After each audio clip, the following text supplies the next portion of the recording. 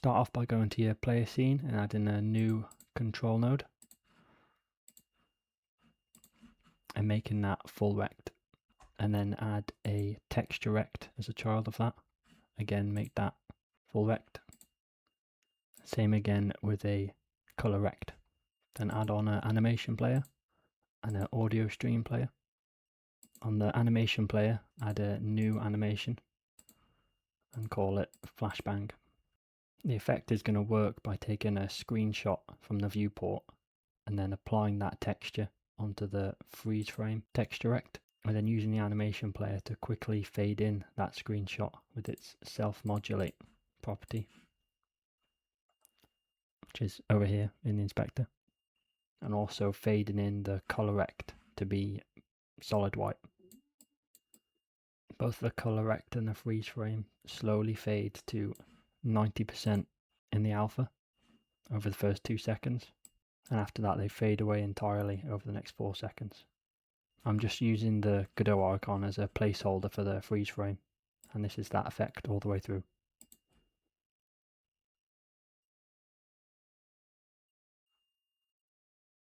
Next you want to add an audio playback track and select the audio stream player, and then right click to insert a key, click on the key, and then drag over the sound effect. There's a link in the description to the sound effect that I'm using. Now that the animation is done, we just need to get the texture for the freeze frame from the viewport.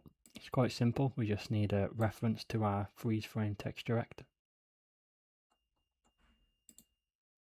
And I've made a play flash effect function where we're getting the image texture from the viewport and then applying that texture to the texture rect.